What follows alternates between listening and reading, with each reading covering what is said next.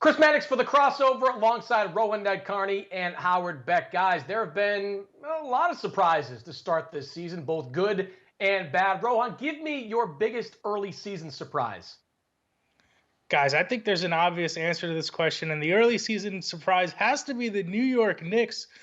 Playing some really good basketball. They've beaten a bunch of good teams. Julius Randle is having an all-star level season. He's been a revelation offensively. This is a franchise, as everyone knows, that has just been incompetent for so long.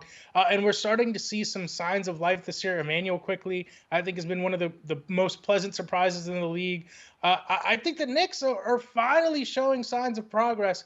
I'm not so sure about acquiring someone like Derrick Rose to take away minutes from some of their youngsters, but the fact that the Knicks are putting a competitive product on the floor is a miracle of in itself.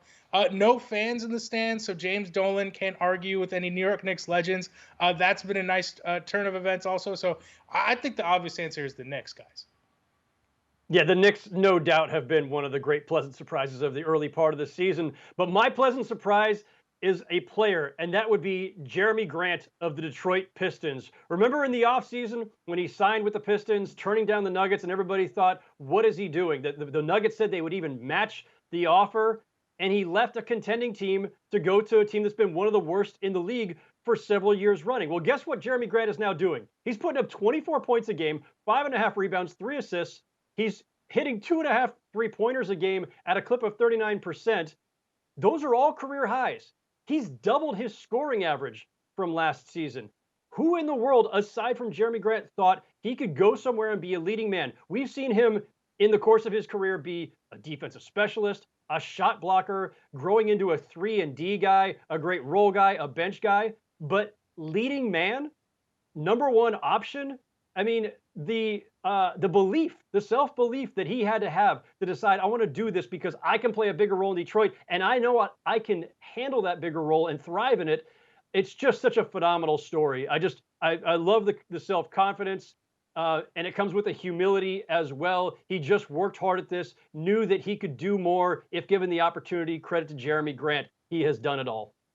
Yeah, kudos to Jeremy Grant for not betting on himself specifically, because as you said, Howard, the Nuggets were ready to match that offer from the Pistons. But he said, I want a bigger role. He got one. He's embraced it, and he's played like an all-star this year. But I'm going to go with the Utah Jazz, who I think a lot of people were sleeping on at the start of this season. Maybe it's because they bowed out in the first round against Denver in the bubble. But remember, that was a one Mike Conley shot away from seeing the Jazz potentially advance to the second round. And when they returned this year, they had some nice additions. They didn't have Bojan Bogdanovic in the bubble because of an injury. Mike Conley has continued to improve in year two in Utah. Jordan Clarkson has been terrific, maybe the leading candidate for sixth man. And Quinn Snyder has been the guy that's put it all together. There are a lot of people that didn't believe this Jazz team had kind of a championship ceiling. And maybe this isn't the year they win the title, but they certainly have a lot of the pieces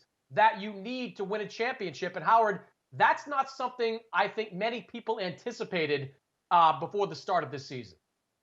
No, hey, I'm in that category. I'm guilty. I thought the Jazz kind of had a ceiling on them because while they had two clear stars in Donovan Mitchell and Rudy Gobert, and a guy who's a perennial should have been an all-star in Mike Conley, the parts didn't seem better than the sum of the parts didn't work. Whatever the cliche is, they just couldn't get beyond it. And the fact is, this is a league that's ruled by these superstars, the Kawhi Leonards and LeBron Jameses and Kevin Durant's. And without that, you wondered, could the Jazz overcome the Lakers and Clippers? Well, they've got a record right now that shows that they've got that ability. Yes, they will have to show it at some point in the postseason. But Chris, you're right. They've absolutely been a pleasant surprise in that they have taken a group that seemed solid, good, respectable, very competitive, but seemingly stuck, and they've taken it to a new level. That is really impressive.